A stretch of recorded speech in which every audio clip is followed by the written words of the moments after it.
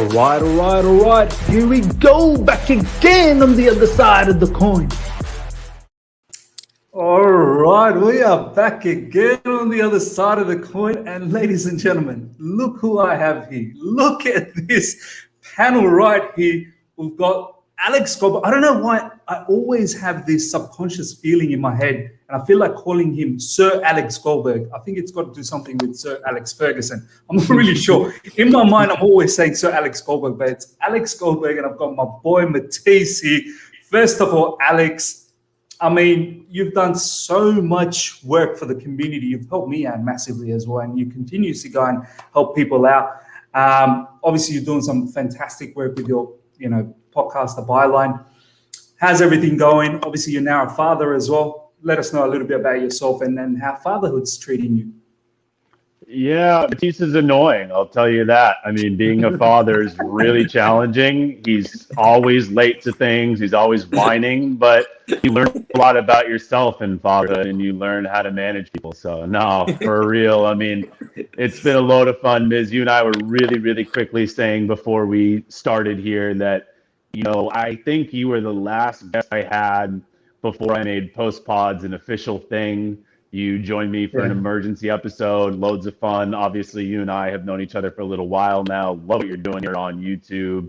So, even though that was a great episode, it probably was a loss. So maybe it wasn't a great episode, but still, we did well there. And then I had to get Matisse on board, and all jokes aside, it's been a lot of fun. I mean, it's always him and I, and then kind of the third guest is rotating. So that's been fun. And yeah, I mean, look at him. I mean, he's learned that work ethic and then some. He's always busy, so much so that, as you know, he pretty much has a pass on life. He can be late to anything he damn wants, but he just says lateness is greatness, and we all excuse him for it. So props to him, props to you for what you're doing. And yeah, fatherhood, all jokes aside, it's fantastic. Was actually just at the playground for like 2 hours. So I'm really refreshed and I'm ready to go. That's brilliant, man. That's fantastic, man. I enjoy going to the playground with my son, and as you said, fatherhood's a different gravy, and it does make us more patient. And I guess that's why we're patient with Matisse. I just had a feeling that because I was actually on his stream, and I was telling you boys, I was like, I think this guy's going to be a bit late, and that's fine. But he's actually rocked up a minute early, and we got Pre here saying Matisse on time for a change, which is fantastic.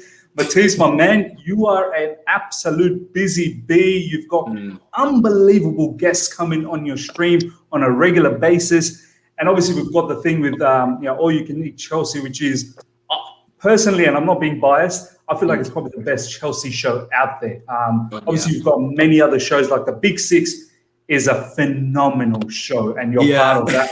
But from a Chelsea point of view, All You Can Eat Chelsea is fantastic. But yeah, man, how's things?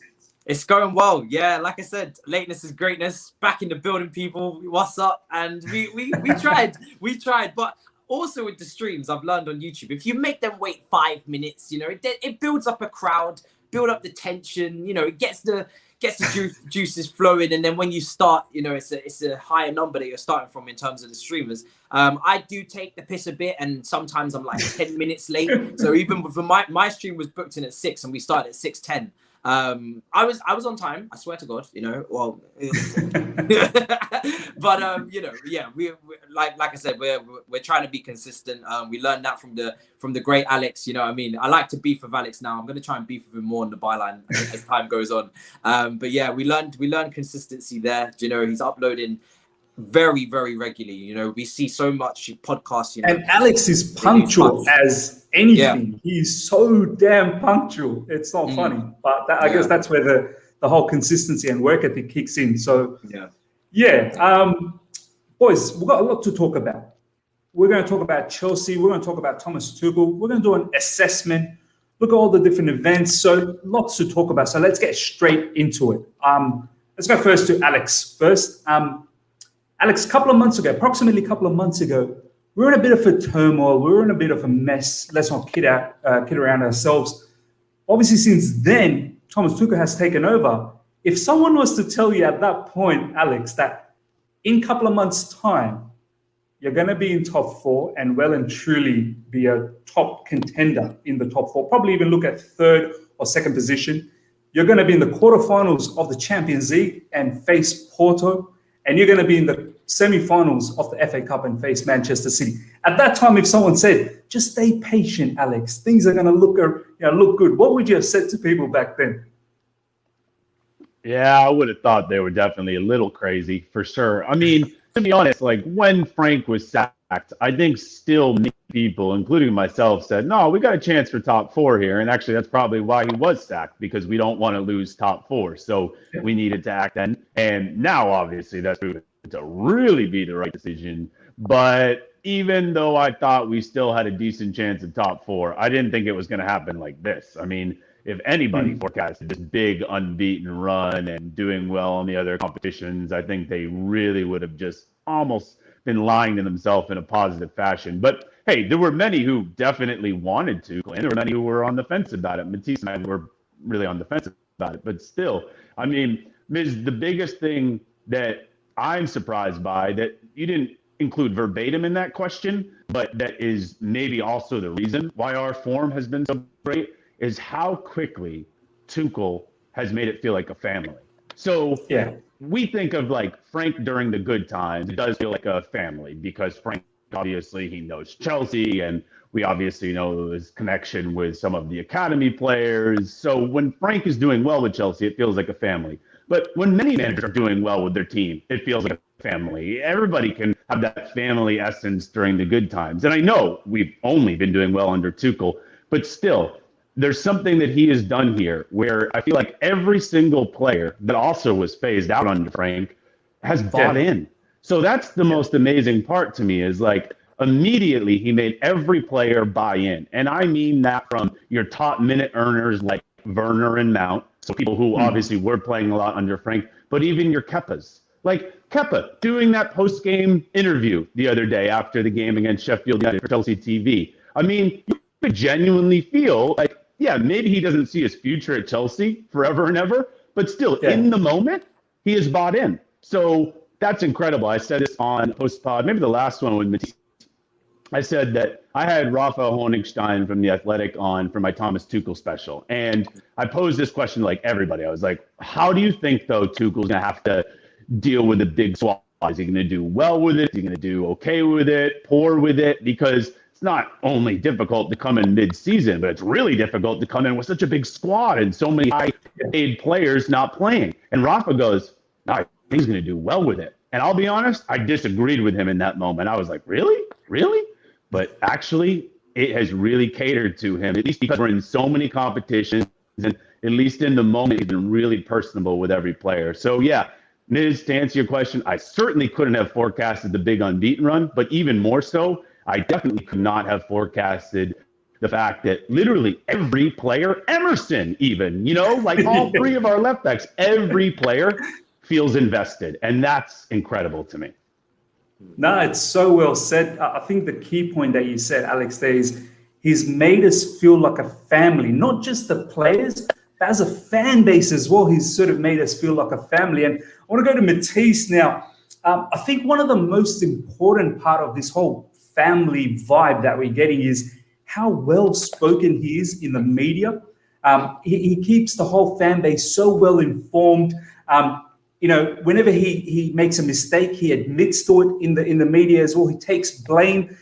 We've seen many times, you know, where he's come out and he said that, you know, I wasn't really happy about that substitution. You know, I should have done something a bit differently. I should have used Giroud. Or, you know, the point where he took off Haaland when he was substituted in and took him off, and he addressed it in the media, he addressed it to the players.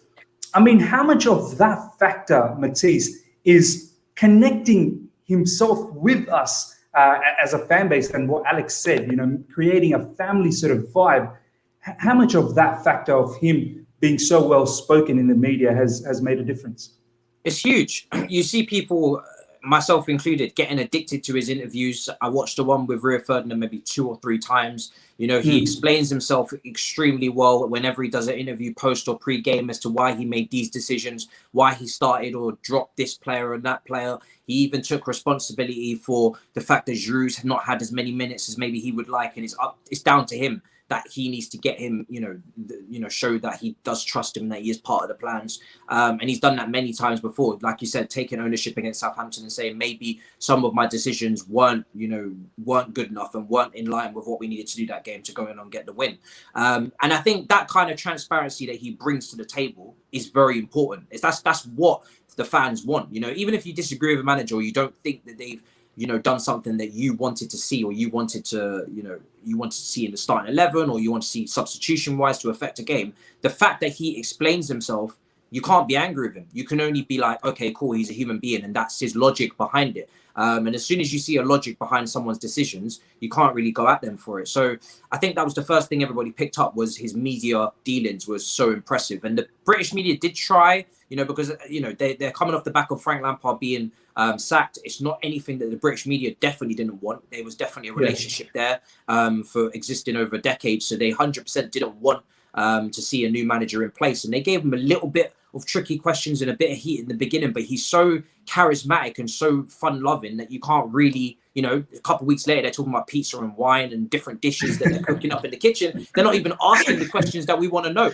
Our fan base is like, where's Kai Havertz? And our journalists are talking about pizza and wine and everything. So this is how much he's been able to, show his personality and characteristics and get them across to the British media and to the fans. So he's been so impressive. And I've said this before on the Byline as well. He is, for me, showing every great characteristic and trait from the last three managers before him, and everything that you want to take out of those, managers like Conte, like Sarri, like Lampard. If you were to take their best traits and put them into one man, he has all of those traits so far. So it's brilliant to see. Now, you've said it plenty of times. I remember you've said it even in All You Can Eat Chelsea, is that, he's got the tactical nous of Sarri. He's got that sort of charisma of Conte in regards to, in the touchline. And he's well-spoken, just like Frank Lampard. So, it's got the mixture of all of it. Alex, let's now get into more sort of nitty-gritty side of things. You did touch upon how some of the other players, the fringe players, let's just say, they've been so impressive since Thomas Tuchel has taken over, and it surprised a lot of us. But at the same time, Alex, he's kept a lot of the fundamentals of Frank Lampard's belief in youth still in place. He's recently just captained Mason Mount. He's got massive, massive praise about Billy Gilmore. He's consistently, backing Callum Hudson-Odoi, the revolutionary sort of right wing back position. Was very interesting for me to see in the earlier stages of this Tuchel era. Obviously now he's playing more of a either right inside forward or left inside forward. Sometimes he does play in the right wing back again. But there was a lot of fans that had this belief that, now that Thomas Tuchel's here, all of that sort of Frank Lampard stuff is just going to get written off, and players. I honestly, and I've got to come out and be clean about it, I honestly thought Mount probably was going to get hurt in terms of minutes when Tuchel came in, because I thought, as great as Mount is, I thought technically is something that he needed to develop. But boy, oh boy, he's become probably Thomas Tuchel, one of the most important players, regularly seeing minutes. And as I said, became a captain, and his technical ability is increasing game by game. Well, what's your thoughts about how he's managed to integrate the fringe players, but still kept the belief of Frank Lampard's youth belief? Yeah, I mean, I'll center on the youth first. I think that he has shown in his career so far, Tuchel as a manager, that it doesn't really matter the age. In fact, sometimes he's able to coach younger players that aren't superstars better. I think if you look at his career, documented-wise, he's probably had the most trouble with established superstars like an Mbappe and a Neymar compared to when he was at Dortmund, and there were a lot of young, exciting players there and here. So I'm not too surprised that he has managed to give, especially Callum, Mace, and Reece plenty of game time. But he has done it in unique ways, Miz. You're totally right. I mean, with Mount, all of a sudden, Mount was an 8 and sometimes a 6 under Frank before Frank got sacked. If you remember, before Frank got sacked, Mount was a midfielder, a pure midfielder. He was playing the 8 primarily, but we even saw him play a little as a 6, or at least in a 2-man midfield.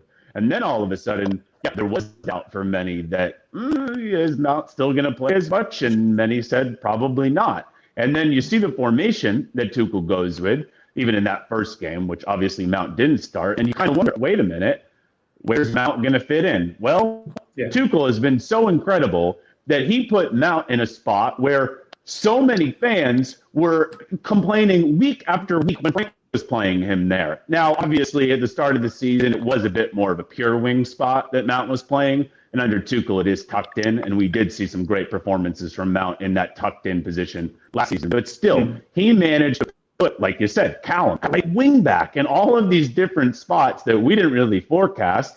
And we had no complaints from the get-go. But I also think quickly on those three youngsters, they all had their own situations. So like with Mount, the reason why I'm not surprised that Tuchel has immediately found him to be one of his most important players is Tuchel uses the word intensity all the time. Listen to his interviews. As Matisse said, he loves interviews. He uses the word intensity all the time. And obviously, if you know anything about Mason Mount, he's intense. He's never going to dog it. He's always going to go 110%. So I'm really not surprised that Tuchel has taken to that. I mean, it really does kind of fit who Tuchel is. But also with Callum, right? Maybe a little bit different than Mount, but Callum kind of, when Frank was sacked, probably saw it two ways. Oh, this is a chance because I wasn't playing under Frank. This is a chance for me to impress. But at the same time, this is kind of an early, I'm not saying it was a turning point or it was the big moment in his career. He's only 20, but he also probably saw like, hey, I have to work my absolute tail off. I have been, but let's show the new manager I deserve to play. So he was getting a really reinvigorated Callum. And then this is the interesting scenario of Tuchel told us right away, I have to have the captain on the pitch. I have to have the captain on the pitch. I have to have Azpilicueta. So with Reece, it was a little bit slower, but he still managed to get him in there. So just to answer the question now with a bow on it, it's not just the youth. Right when we saw maybe some of the youngsters play immediately under Tuchel, like a Mount and a Callum, we weren't seeing Pulisic and Kyle that much. But now all of a sudden, we've hit the international break, and everyone has kind of had their moment. And at this point, we're heading into the international break in such an amazing way because just about every player in the team, whether they're an academy player, whether they're Pulisic, whether they're Kai, whether they're Ziyech, whether they're Emerson, they all are kind of going into this international break saying, wow, he will use us. He will use us. So I mean, the academy players feel respected. I think Kai and Timo and Pulisic certainly don't feel like they've been discarded. Of course not. He's had his own plan with each and every player, but I think it comes back to he communicates with every single player. So like I said in my first answer, when things are going well, Frank can make it feel like a family. Most managers do. But Frank was still phasing out people when we were going well. You know what I mean? Many managers are going well. You're still phasing out players.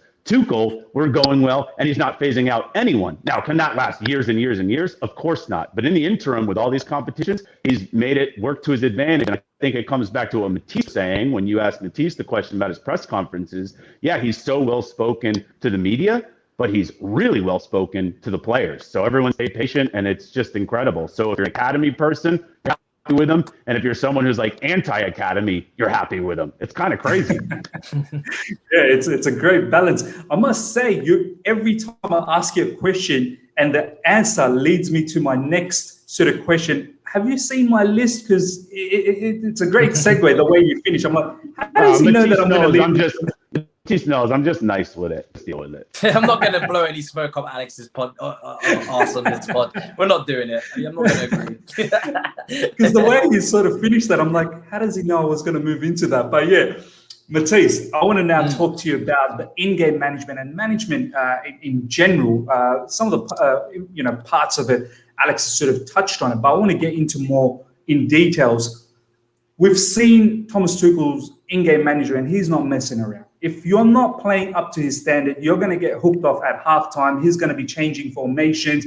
Against Barnsley, we saw the way they pressed us out of the game at halftime. He changed it back to the back four, traditional back four. Yeah.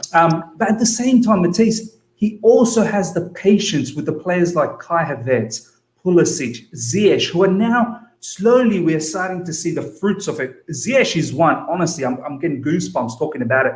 I'm starting to feel that this guy's slowly coming back-to-back goals against Atletico Madrid and Sheffield United. But how good is it to see that balance, Matisse, that if you're going to stuff around with me, you're getting hooked off. But if you're showing the characteristics that I want to see, I will stay patient with you. So what's your thoughts about that? It's good, and I think it all started when he came in and he said, no, it wasn't a bloated squad, even though I still feel like it is, because any squad that has 3 senior left backs is bloated. Any squad that had 5 centre backs, obviously Tomori had gone by that point, would have been bloated. But he kind of embraced the fact that he had a big squad, and he used it as a tool of saying, now we can challenge on multiple fronts, which is what he's attempting to do, getting into the semi-final and the quarter-final of the Champions League. So, you know, first of all, being able to embrace that and not see it as a burden is your first, you know, tick in terms of being able to keep everybody on side. And then second of all, it's the faith that he's shown, like you said, because just a week ago against Leeds, you know, Ziyech didn't have a great game. You know, Chilwell for me wasn't brilliant either. And then we say a week later, and these guys are putting in great performances. Ziyech back-to-back, you know, performances against Atletico Madrid and then the cameo against Sheffield United. Good outings for him, should be good for his confidence. When he goes over to Morocco now, Morocco for the internationals, he should be able to keep up some confidence there. Same with Pulisic, gets the assist against Atletico Madrid, has a very good game against Sheffield United. That should be good. So those 2 players are on that. We spoke about it as well, me and Alex on the byline, that upward trajectory. You know, there's still a long way to go. There's still higher ceilings to reach. And obviously, if we are to do what we want to do in this season, those 2 players in particular are going to have to step up big time in terms of output. From an attacking standpoint, whether it's goals, assists, and just general play overall. But the fact that he is starting to hopefully get something out of these players is very important, because we're going to need them. I would like to see just how much Tammy Abraham, if we're talking about, just to build on Alex's point about players not being frozen out, that's the one player that I would say potentially looks like he might be frozen out. He was hooked off quite early in the 2 cameos he's made. It's not like any strikers are firing on all cylinders. I've said this many times. Do you reckon injury has something to do with it, though, Matisse, with Tammy? That's what we're told. That's what we're told. So I have to take it at face value. But at the end of the day, even when he wasn't injured, sometimes he wasn't in the squad. So, you know, it's an interesting one, because it's not like we have strikers that are firing up front that are, you know, pamming in goals, but at the same time, he's not really that involved. So when he gets back to fully fitness, we're going to see just how, you know, involved he is in this team. But that's the only player you look at and say maybe he doesn't really have a future under Thomas Tuchel next season if we are to get the big signing that everybody wants, which is Erling Haaland.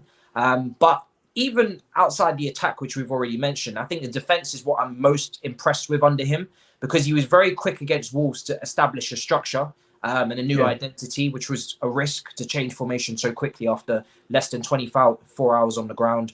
And to bring players like Rudiger, like Christensen up to a level that I didn't think they could be at in terms of consistency for one, and then also showing some sort of, you know, leadership from Rudiger in a high pressure game against Atletico Madrid. I didn't think I'd see that from him.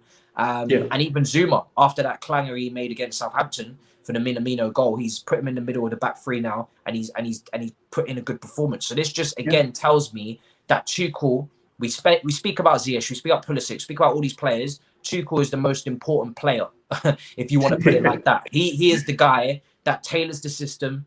He is the guy that gives the instructions constantly from the bench, gives that leadership and communication that maybe we felt this team was lacking. He brings that extra 10% from the bench that the crowd would give you. And he's the guy right now that deserves a lot of the praise, because the players are very much, you know, singing to his tune at the moment, I think. You know, I saw your Big Six show yesterday. And there was a lot of talk about Man United, and Saeed was absolutely shattered. You guys, especially you, Matisse, you brought up a point that the top clubs out there, their main player is their manager, generally. You know, they're not there to solely rely on individual performances to drive a particular result. So it's fantastic what you said, that if you want to be a proper club, a big club, you can't just rely on the Giroud overhead scissor kick, you know, like you did for Atletico, because that's not sustainable. That's not going to happen week in, week out. You need the manager to be your best player. So that's fantastic what you said. Alex, once again, Matisse has led to the next segue to the next question, which is one major issue that we are seeing, and we can all agree, is that we're not scoring enough. Obviously, the Kai Havertz playing as false 9, another fantastic move from Thomas Tuchel. Maybe that might come into fruition and see some more goals, some more production up front. Pulisic hopefully is going to come into fruition as well, and see that level of, I suppose, form that we saw last season post-lockdown. But From your perspective, Alex, do you honestly think that we do need that X factor up front next season? Or do you feel that we do have enough quality in the likes of Werner, in the likes of Giroud, in the likes of Mount, Ziyech, Kai Havertz, and many other Pulisic? Do you feel there's enough gravy there to do the job, or do you think, no, I think we need a lethal weapon?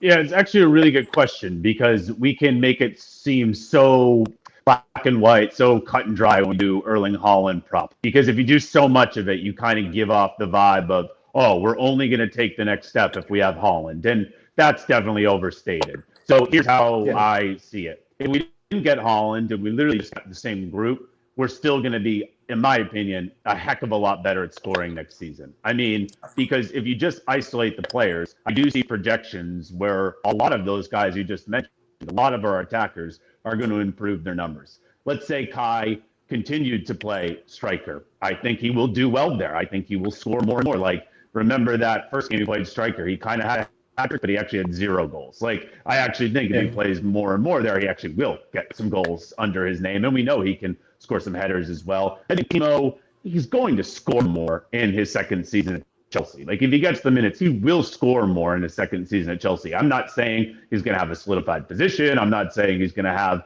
a top season, but he will score more. Ziyech, I mean, he's rounding into form a little bit here. He's still going to be a player that's going to be probably hit or miss, but with more minutes, he will score more. Like, Ziyech is a constant player. Pulisic, all right, fine. Maybe the history is against Pulisic in terms of the goal scoring, but we have seen, obviously, his form over the restart. We know he has the quality to do it. It's really just about staying healthy, and he's only 22, so he should score more as well. Tammy, let's say Tammy stayed in this side, right, and Haaland didn't come in.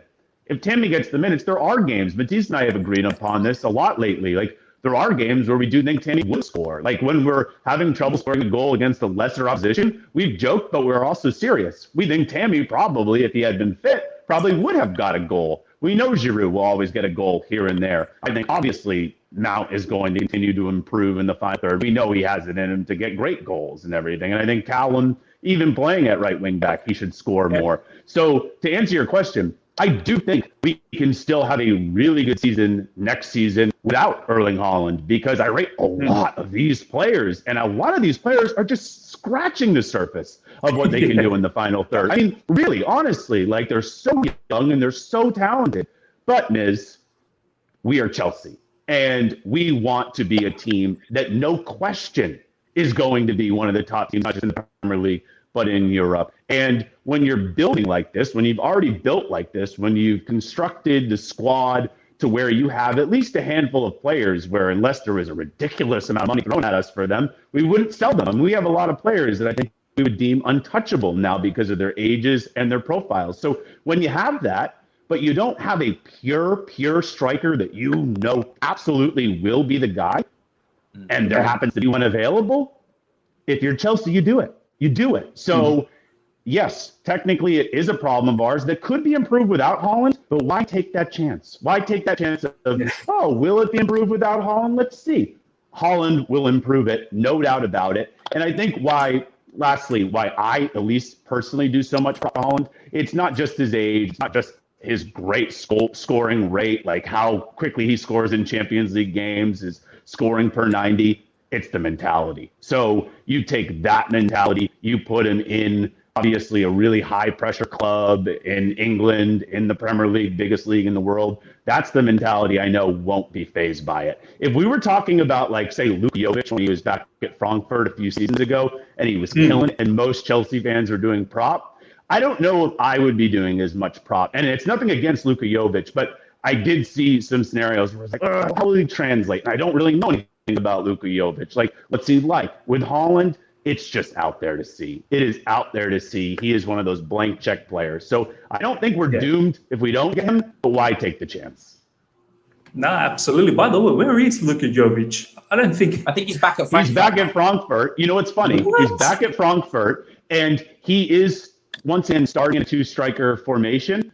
But I think it's Andre Silva who is the one who's having the ridiculous statistical season. So Jovic went back, I think, in January, correct me if I'm wrong, from Real. But it's not him getting all the spotlight, it's Andre Silva, who actually has a ridiculous stat line this season.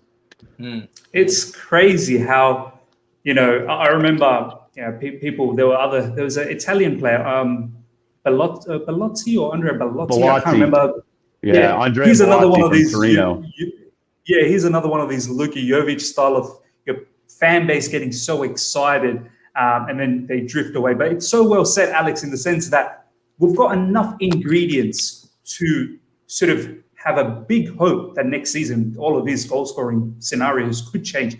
But at the same time, why give up on someone like Haaland, who he looks like a monster? He's the real deal. There's no doubt about that. And kudos to both of you guys doing props on Haaland. I probably should join in and do a lot more. My prop has been way better than Matisse's. Honestly, I haven't started. Do you know what? I haven't really started prop. I've done a little bit, but not too much, because I don't want to overdo it right now, because I actually just want to see how realistic the transfer is as well, because I think Man City have been heavily linked. And if I'm being honest, when it comes to favourites for the signature, if it's between us and Man City, I would have Man City as slight favourites over us because of obviously where they are as a team, the fact that they're a little bit more established and ready to compete. They're going to be Premier League champions. So I'm just waiting for the summer, and I'm trying to just very much focus on. I'm not going to lie, the Champions League dream after that draw was made, I haven't been able to think about much else but the Champions League. I'm so excited to play Porto. So these European nights, they're something different for me. That's when I see Champions League nights, which I haven't seen a quarterfinal since 13-14 season under Jose Mourinho. That is all I can think about right now. I can't think about anything else. So I don't know. It's a couple of weeks now until that Porto game. I'm already ready to face them. I'm so buzzing for it. Me too, big time. But it's something about the Haaland scenario that I want to also add in, Matisse, that yes, City, I personally think City is massive favourites, but I think City are one of those clubs, they don't go out there and break banks. They're not going to go out there and go 110 million, 120 million. Whereas I think Chelsea genuinely will break the bank. Spot on, like Roman. I want to interrupt you and just say, I was about to say that. So I'm not saying City don't have a great chance at him. But normally City, they do spend a lot of money, but they'll spend a good amount of money on like 3 or 4 players. And not an insane amount of money on one player. So if they were to get Haaland, it would be kind of doing things differently than they have before. Absolutely. And then they're not one of those teams that are big on selling players to generate money either. So we've got a lot of players that we are probably going to look to sell to generate the money. And then Roman, he hasn't been shy. He's made it quite clear that I want Haaland. He loves Haaland. So watch this space. Thank you, Ken Berry, for the super chat. Big up. Would you like to see a 4-3-3 a little next year? I was actually going to ask this to Matisse next up. Matisse, the whole conversation about the formation, maybe just about a few weeks ago, we were all saying, surely it cannot be 3 at the back again, next season. It can't be. But as the weeks are progressing, we are seeing how solid this 3 is looking. Defensive structure, midfield structure, the way we're building up from the back as opposed to what Man United did against Leicester just a couple of days ago. That was shambolic how Iheanacho just came in and just, stole the ball. So our build-up, we've even seen it against Atletico Madrid, how impressive that build-up was. Do you see us continuing with this sort of 3 at the back if everything is fine? Or do you think Tuchel's probably going to change things around next season? Next season, it's going to be a clean slate and we're going to look at things differently. First of all, I think it's going to be interesting because the Euros is on. And that obviously for pre-season, that means some players will come back late. So if any big, massive overhauls in formation, you'd want as much of a pre-season as you can possibly get. The summer after is the World Cup. So these players just never get a break. And that's another discussion for another day. For me, 4-3-3 is my favorite formation. I've always said that in terms of build-up play. I feel like it creates little triangles naturally that you can do good build-up play through. However, I'm never been one to be too rigid on formation. I think, as Tuchel has said, Brendan Rodgers has said, the formation doesn't dictate the style, it's the principles. And clearly, this 3-4-3 the principles are very clear, and you're playing, very good football, in my opinion, for a team that has been built on short-termism with Tuchel. He hasn't had a pre-season to work with these players. He hasn't had an opportunity to bring in the players that he wants, get rid of the players he doesn't. He's just put an arm around everyone, and he said, we're going to play this type of football, and let's all get around and let's do it. That Atletico Madrid game, we won it in a beautiful fashion. It wasn't, it wasn't shithousery. It wasn't a negative performance. We could have scored more goals. We built up really well out from the back. The midfield was press resistant. The counter press was unbelievable as well. And I just think this team and this formation do suit a 3-4-3 when they play like this. You look at the defenders that we have coming through the ranks, Mark Gahey, you look at Ethan Ampadu, they suit back threes. Alex has said this many times before as well. So the up and coming players suit a back three. Chelsea have always developed wing backs. They've always developed attacking fullbacks through the youth system. From the moment Conte was in, they was mirroring that formation, from Sterling in the ranks, to Tarek Lamptey, so many other fullbacks coming through. De Silva on the left, Cancelo. They were always attacking fullbacks on the left and the right, so that suits them as well. If they were to want to, blood through players coming through, and obviously we know it suits Marcus Alonso, and hopefully Ben Chilwell can keep adapting, because I've always said when you pay that amount of money for a player, I do want to see them starting most of the time in the long term. I don't want to see Marcus Alonso having to start games on a regular basis, because that means for me there was no point spending. We haven't solved the problem.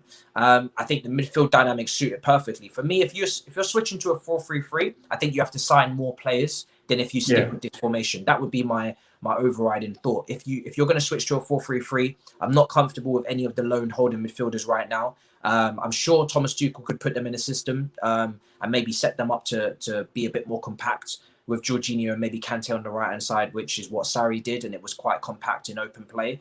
But we don't have a traditional lone holding midfielder, so I think the double pivot suits everybody right now. And even as forwards go, does Timo Werner suit a lone striker system in a 4-3-3 with wingers? Not for me. Does he suit left wing? Not for me at all. Does Timo Werner suit this system? Definitely. Behind the forward secondary striker, narrow, tucked in, players around him. Same with Kai Havertz if you're playing him up front. I wouldn't really want to see him too much in a 4-3-3, isolated at times if no one gets any support to him. So right now you've got the 2 10s that get up there, they support the striker, and you've always got space out wide. So, it is congested for the likes of Pulisic and Hudson-Odoi to get into the team, but I think this formation suits a lot of our players. So unless you're going to have more signings come through in the summer, I do like the formation. I would stick with it. Don't change what's not broken for me. No, absolutely. I want to continue this with Alex. Alex, this whole 4-3 at the back, I've realized in the last probably month or so that it really sort of makes the strengths of so I feel like Tuchel has come in, he's seen the characteristics of the players, and he sort of said there's distinct flaws in each of these players, and the way to sort of hide some of these flaws is to have these 3 at the back, the 2 double sixes, and the wing backs and 3 up front. So I feel like it really outlines their strengths, this particular formation, at the same time hides their flaws as well. Is that how you feel as well when you look at this particular formation and the characteristics of our players? And what Matisse said, moving to a 4-3-3, we do probably need a lot more of an overhaul, and we need far more dynamic players to fit that sort of style. Is that how you sort of see both the formations at the moment?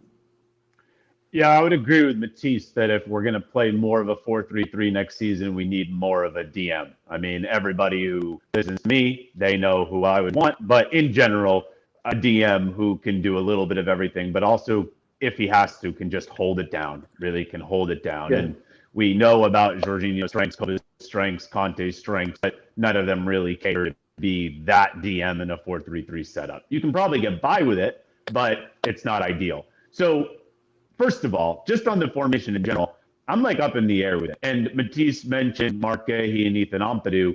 I don't think I'll have a solidified take on what formation I want to primarily see next season until I know what center backs we're going to have next season and what center backs we're not. So, like, I can theorize, Ampadu and Gahey, they're going to be so good in the back three, and I think they will be. But if they're not with our group next season, and we still have, say, Thiago Silva and Azuma, and maybe we get a DM, well, then all of a sudden I'm thinking a 4-3-3, because Thiago Silva and Zuma can be a really good battery in a back four. And if we get a DM, then I'm way more pro 4-3-3.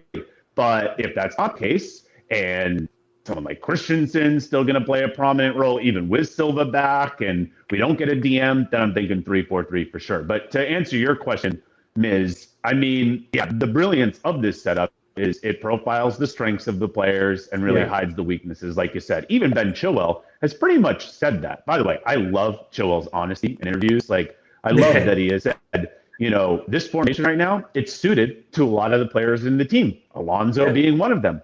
He's even talked about the tactics of the difference of his position at left wing back versus left back. So it can't cater to everyone, but to Tuchel's credit, he came in and he looked at our squad as a whole, because let's be real. I mean, yeah, there are some players that are better than others, but no one is downright bad. So he gave everyone a clean slate. He looked at the squad as a whole, and clearly, in his opinion, more than half of the squad was best suited, and probably way more than half was best suited for this formation. And what I love about it is a 3-4-3 or a 3-4-2-1, but there's even flexibility within it. So we have seen it truly be a left forward, a striker, and a right forward.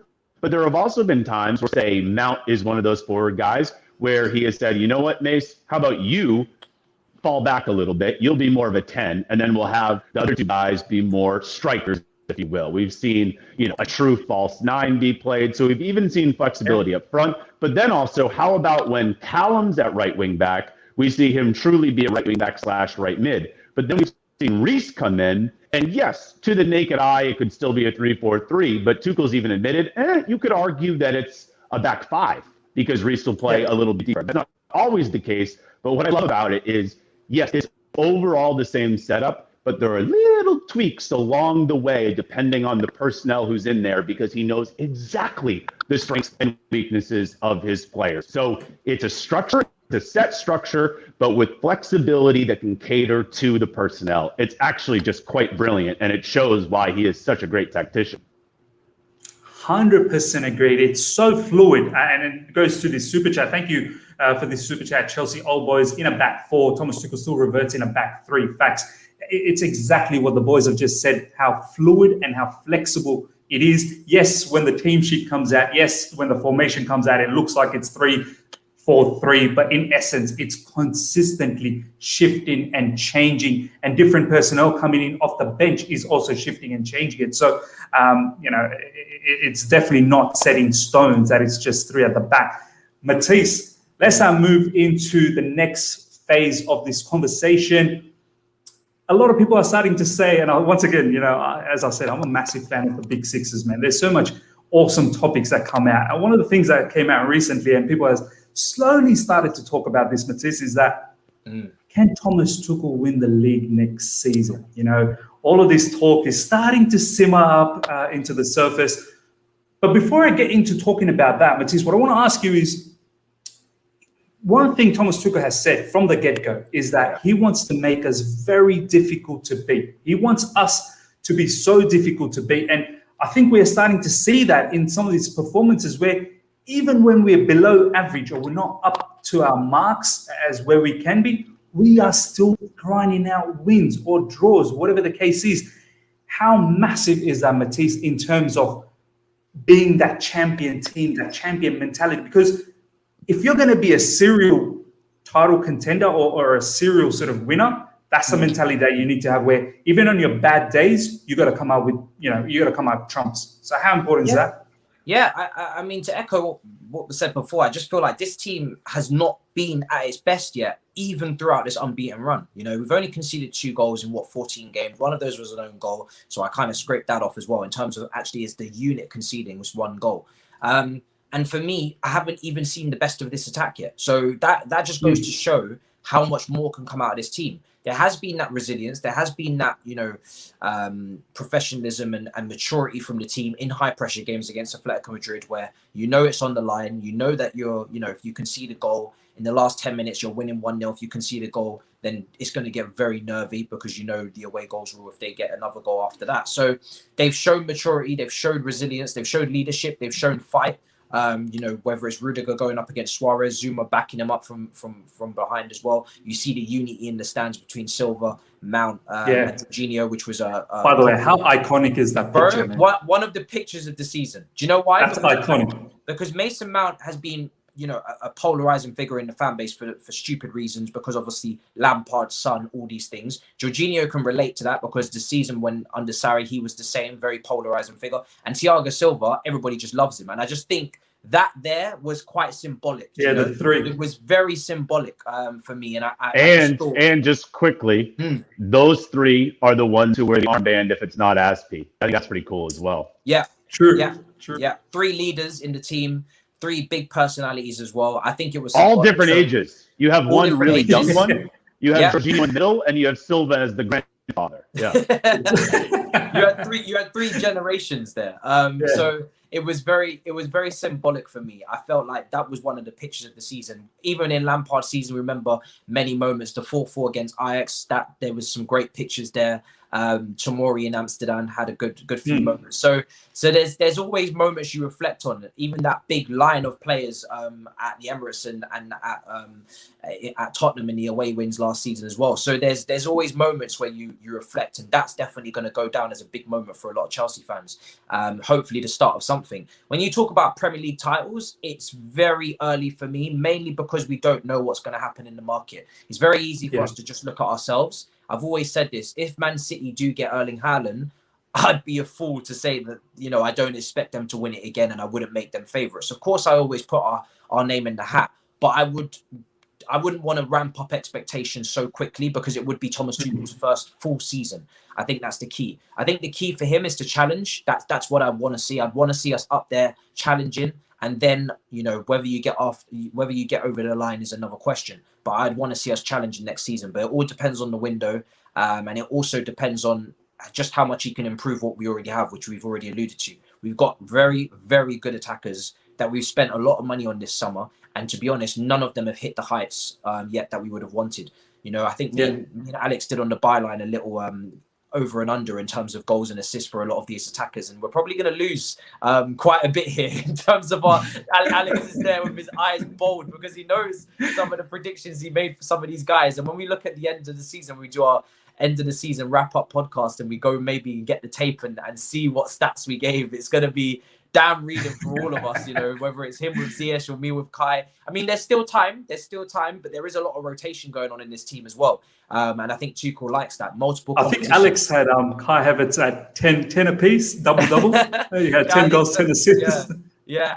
And my thing was when I was being hesitant on Ziyech, I was like, I don't think I can give everyone 10 apiece because there's not enough goals and assists to go around because, there's too many players that are capable. Even Pulisic, from what we saw from the season before, he's very good with his finishing on his day, and he looks like a player that can get 10 in 10. So, look, as long as they all step up now towards the end of the season, like they have kind of alluded to in their public, interviews and press conferences, we're going to see the real Ziyech now. That's what was one of the quotes. Yeah. Kai Havertz has said, listen, you don't need to use the COVID excuse anymore. I'm over it. I'm ready. So now I want to see what these guys are like when they step up, and then I'll be able to make judgments on next season. Because if these guys are the attackers that we say they are from when we signed them, then we're gonna be in the hat next season for the league.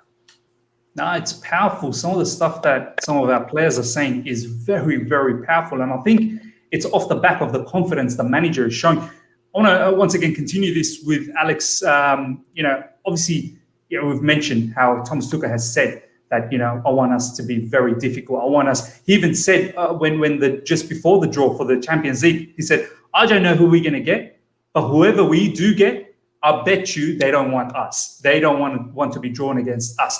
It's things like this, Alex, which I feel like he's really changing the mentality. He's bringing back the glory days of early, the Jose days in the first team that we had, how we had this arrogance about ourselves. We just, it wasn't about, I'm scared about this team or I'm scared. It's more about, you better be scared about us now. Do you know what I mean? So that whole narrative is getting changed. How much of that is an impact, do you reckon, to the mindset of not just our players, but to the rival fans as well, who are starting to sort of panic a little bit and see that, my days, these guys could be probably back again. I mean, do you think these sort of words from Thomas Tuchel, they mean so much to the footballing club and the fan base as a wider community? Yeah, totally. Because, I mean, I think some managers probably say too much, but it seems like Tuchel knows the right times to say something that could be deemed as a little audacious or getting ahead of himself, but he doesn't say it in that way. He doesn't say it in like a braggadocious way. He just says what he wants his team to be, like really hard to beat. But then we're really hard to beat because then when the cameras are off, he is so intense with the players. I hate to keep coming back to that word, but I mean, he even said, I yell a lot at the players. And I'm not saying that's always the way to do it with players, but he holds all of them to such a high standard that we are our own hardest critics now.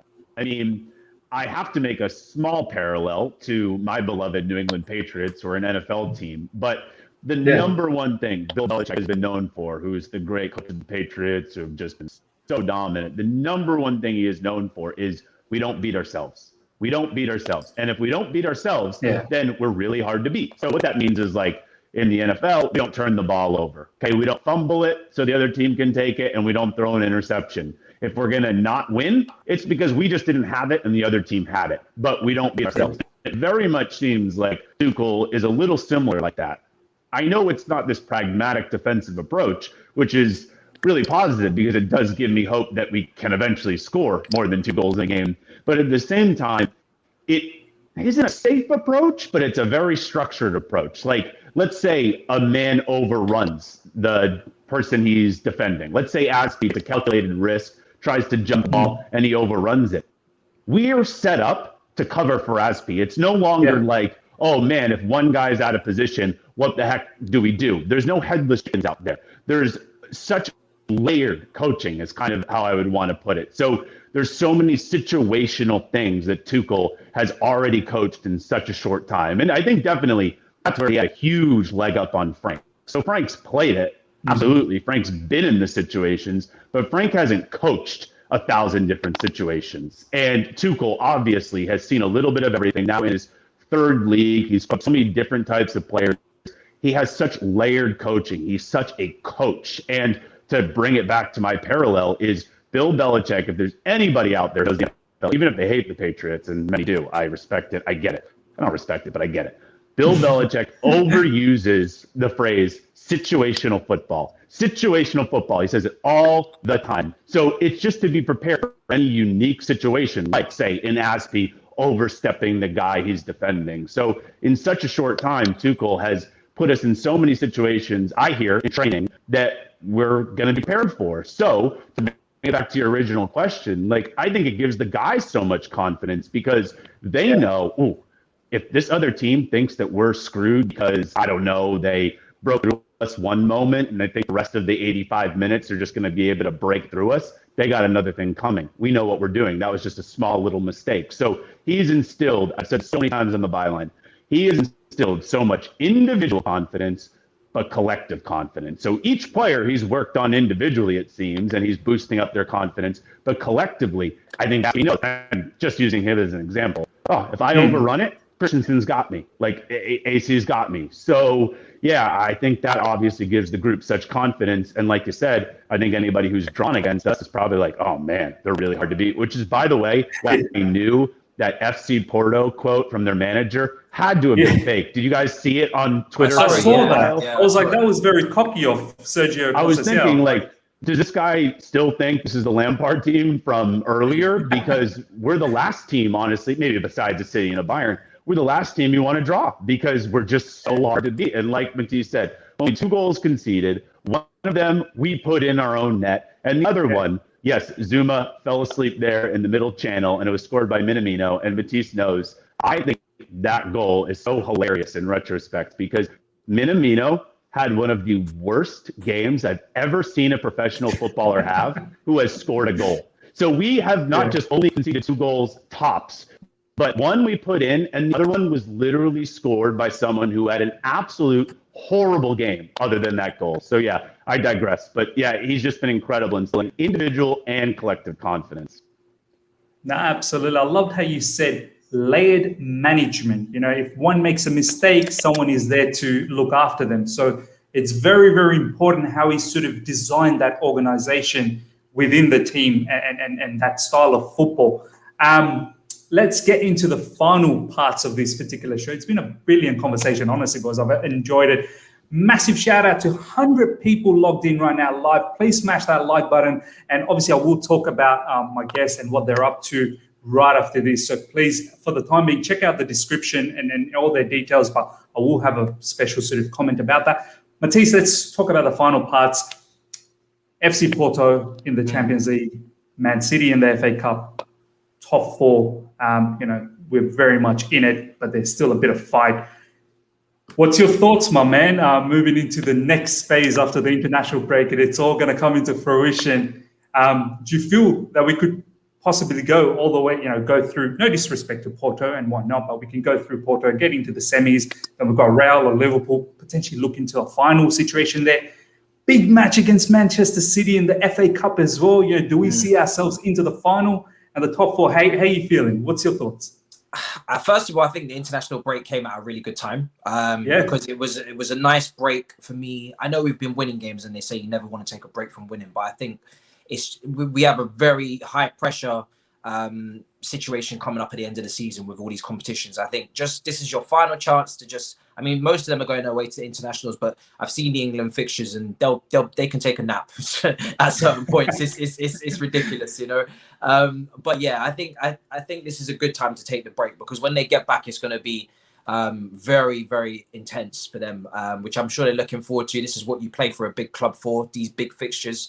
I'm very confident in the Champions League now. After seeing that draw, that was the draw that I wanted. If I could have handpicked it myself and cheated in Switzerland, that would have been it, bro. If I could have cheated and picked it out myself, read the name and said, "No, I don't want that one. I want this one," I would have picked that exact draw and in that order. Like literally, our side of the draw. You've got Liverpool, Real Madrid potentially if you get past Porto. That's perfect. And then even on the other side of the draw, I would have pitted PSG and Bayern Munich against each other because those two, I want one of them out. So it couldn't have gone any better. So I'm really looking forward to that. I don't know how confident or cocky to be because it is a knockout competition and anything can happen. I've seen too much heartbreak in that competition as well. But I'm very much looking forward to it. Like I said earlier, I'm buzzing. That is Champions League nights. They just slap differently from the Premier League. They make you feel a different type of way. And I think the Atletico Madrid game was more daunting for me than Porto. No disrespect to them. So I am quite confident going through there. And then the FA Cup, it's I guess the opposite. If you could have handpicked who you want, maybe not Man City. But on the flip side, it is going to be Thomas Tuchel's biggest test since he's come in. Man City are arguably one of the best teams in the world, top two with Bayern Munich. I'm looking forward to see, because we've had great record against big teams since he's come in. We've had Tottenham, Liverpool, Atletico Madrid, and we've got past all of them. So I am looking forward to see how he takes it on. And I don't think it's the pressure. I don't think it's there. Yes, we want to win the FA Cup, but it's not the be-all and end-all for him. So I think he can afford to be like, let's go out there and let's try and see if we can turn them over. And the top four we know how important that is. That's the reason why we had to change manager in the first place. It's very important that we secure top four. If we have any aspirations of securing Erling Haaland, you need to be in the top four for that. So I'm confident because other teams are dropping points around us, as we saw the weekend when we dropped points against West Ham, we actually Everton. gained. We actually gained. We gained 1 point.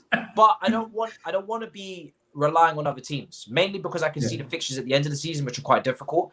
And secondly, I just want us to chase down second or third. I want us to finish as high as possible, wrap this up and keep it as comfortable as possible. I don't want it to be like last season when we went down to the last day against Wolves, Mason Mount slapping in that free kick. I'd rather it be a couple games to spare so we can focus on the other competitions if we're still in them. So that's how I'd ideally want things to pan out. No, absolutely. I have to agree. Alex, the next couple of matches in the Premier League is very much winnable. I think we've got a stretch of 4 to 5 games where, as Matisse was saying, it shouldn't just be fourth. We could possibly look at third, second, because let's face it, Man United are a bit up and down in their form. Leicester, they've got some hard fixtures coming up, but I do respect what Leicester's doing with Brendan Rodgers and whatnot over there. They could pop up a surprise, but we should still aim for third or second in that scenario. And obviously Porto, dream draw for us. And I feel like our team right now, I don't sense any complacency, and I hope it stays like that. I feel like they're looking at Porto and they're thinking, you guys have just beaten Juventus, so I'm going to take you very seriously. Even though we're favorites, Tuchel has come out and said that we're probably favorites, but I'm not going to fall into that trap thinking we're favorites. We're going to just go through. I saw exactly what they did to Juventus. And the Man City game, obviously, that's going to be probably the biggest test coming up. So how are you feeling about some of these matches coming up and how the season could shape up to be? Yeah, I mean, I'm feeling really positive for so many different reasons. I mean, obviously, the schedule in the Premier League is definitely favorable out of the break, as like you said. And if anything, maybe the Leeds draw could be a blessing in disguise, where people's like, that cannot happen yet. We have to finish our business. And I know it's a lot easier said than done, but still, to have one recent example for the players of, hey, we can't take any opposition lightly. I'm not saying they did, but still, I mean, it could motivate them to, in the last minutes, if they're struggling, say, against the West Brom, to just figure it out just a little bit more. So even without that Leeds, even if we had won, I'm feeling quite confident for those favorable games, as you said. But here's a huge reason why I'm feeling confident is going into these games. We have now had so many players go into this international break, at least on decent form, some on very good form. And it could be just very quick, recent form. Like with Ziyech, really just the last two games, but still a great way to go into the break. Like you also did it in a huge game against Atletico Madrid too. So some games are obviously not as small or big as all games are not created equal. And Pulisic, I mean, I'm sure he's going to be frustrated that he didn't score, but he'll now be in this international break with the U.S. men's national team, knowing that he obviously assisted against Atletico Madrid, and his dribbling was just absolutely X-rated in the most previous game. So there's some building confidence. Kai, building confidence. Timo, you know, I don't really worry about him mentally. Mal, Alan, Reese, actually, I think quietly is probably feeling more confident in this Tuchel side. So I bring all that up because this is actually what I thought, admittedly, we would have earlier in the season, even under Frank, where we had inner competition throughout the season. I talked about this when we got all these players and about how it really excited me because it did feel like, all right, maybe we're not trying to build City's team, but what City is just so blessed with is having so many players, but even those players, except for maybe like a De Bruyne, obviously, and a couple others, like when Aguero used to be a top striker, they didn't have to worry about their spots, but still everyone else pretty much did. Even your Bernardo Silvas and your Raheem Sterlings, like they all had to kind of worry about it, your Gabriel Jesuses. So they were fighting each other for spots. So say when you face Man City in the FA Cup or Porto in the Champions League, like I'm not worried about our players dogging it, A, because of Tuchel's intensity. And like you said, Miz, I don't think he is going to let our guys go into a Porto game, a Champions League game with a complacent attitude. But even if he wasn't the reason they wouldn't have it, I think they're also like, man, if I don't perform this game, I'm not going to be in the 11 for the next really important game. So that's the thing is like, these guys are invested so much for their own selfish reasons. Also, Euros coming up. Like every minute of football matters out there from here on out for even individuals. So I just don't think you're going to see any complacency even against the lower teams because this is the stretch run and no one knows. The players don't know what the 11 is going to be like next game. You know, sometimes when you have this 11 that you know isn't going to change, players will be complacent because they're like, you know what, I can have a stinker today. Not that they really think like that, but in the back of their mind, they're like, you know what, I don't have it today, but I know I'm going to be in the 11 next game. Our players don't know right now. They don't know that. So that's why I'm really positive for this stretch, the closing stretch. Tuchel's obvious personality that won't be complacent, but then if that wasn't enough, just the added factor of uncertainty. I think uncertainty in this situation is going to bode really well for us.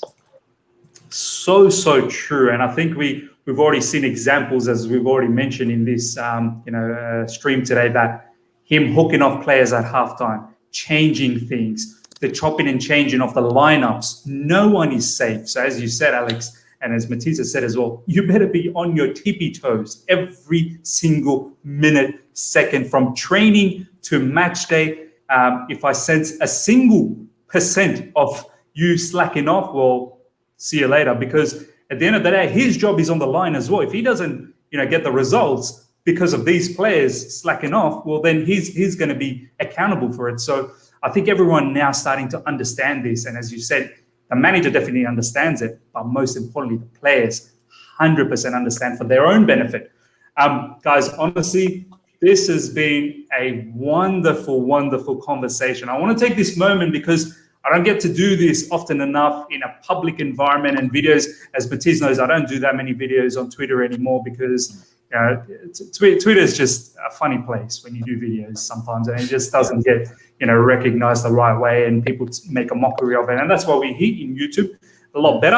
I want to take this opportunity and honestly thank both of you guys so much. I'll start with Alex, because obviously Matisse is just, I look at him as my, as a younger brother, and Alex is someone I feel like he's just a good mate. I mean, we're sort of similar age, we have similar sort of family structure, kids and whatnot. So it's a different sort of feel. And I want to say, Alex, man, thank you heaps. Honestly, you've helped me in football Twitter a lot.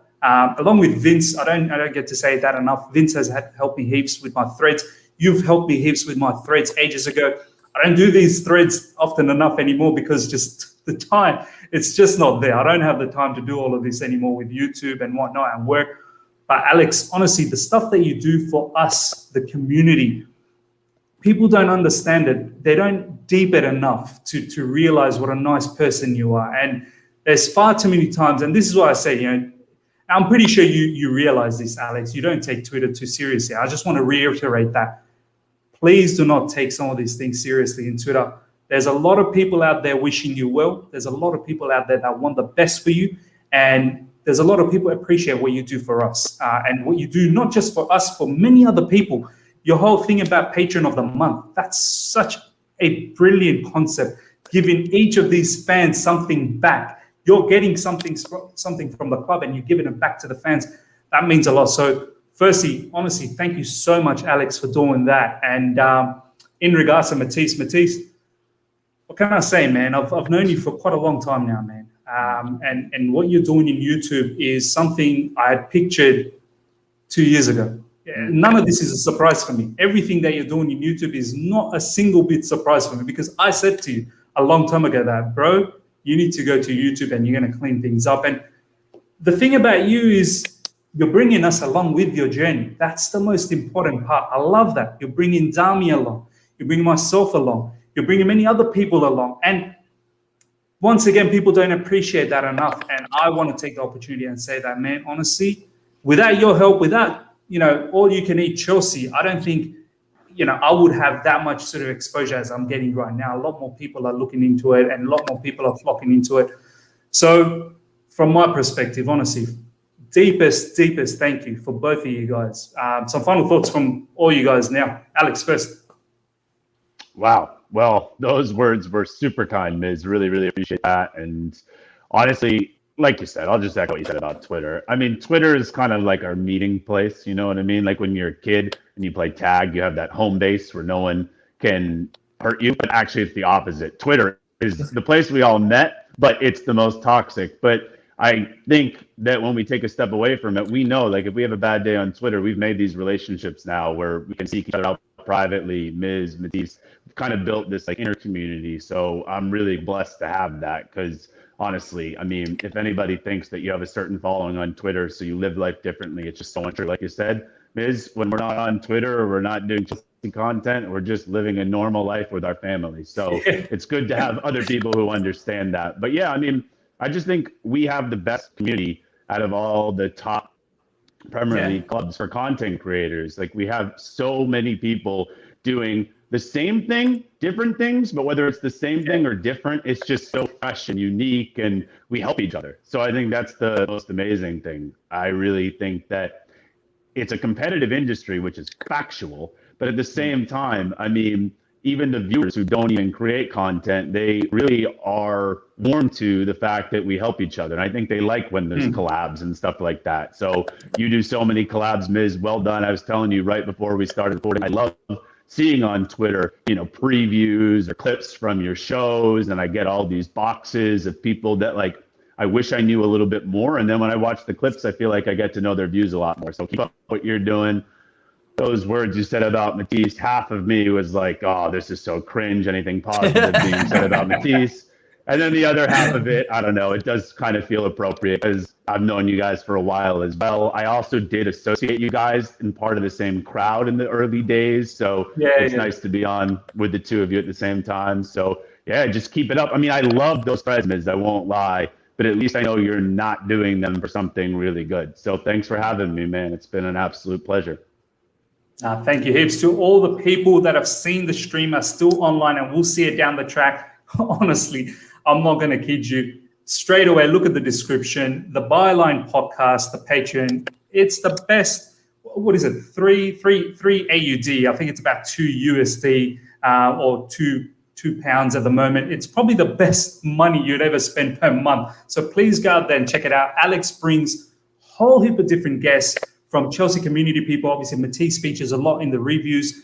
And also he brings in high caliber guests, and sometimes you're going to get a lot of insight into what's happening within Chelsea. So, some of the stuff that doesn't even get told in the media, Alex probably already has that information. So go out there and do that, because it's probably going to be the most easiest, the best, probably $2-3, pounds, whatever you want to say in your life. So do that. Matisse, my man, some final thoughts. Yeah, man. Like I said, thank you for having me on. I've been on a few times on here, and every time. By the way, you were my first guest when I first started YouTube.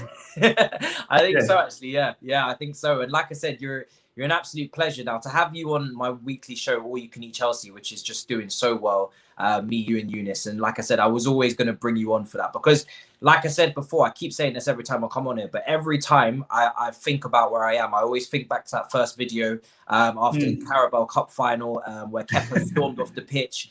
And I did my first video, and it was Miz blowing up the comments saying, listen, bro, you need to keep doing this. You need to keep going at it, keep making videos. And Miz was one of the very early supporters. So I'm always thankful for him for that. And that's why when I made that weekly show, I said to myself, if there's one person I want to help push up, it's going to be Miz, because he's a calming figure amongst the chaos. And yeah, I mean, look, like I said earlier, I mean, it's great to now be on YouTube.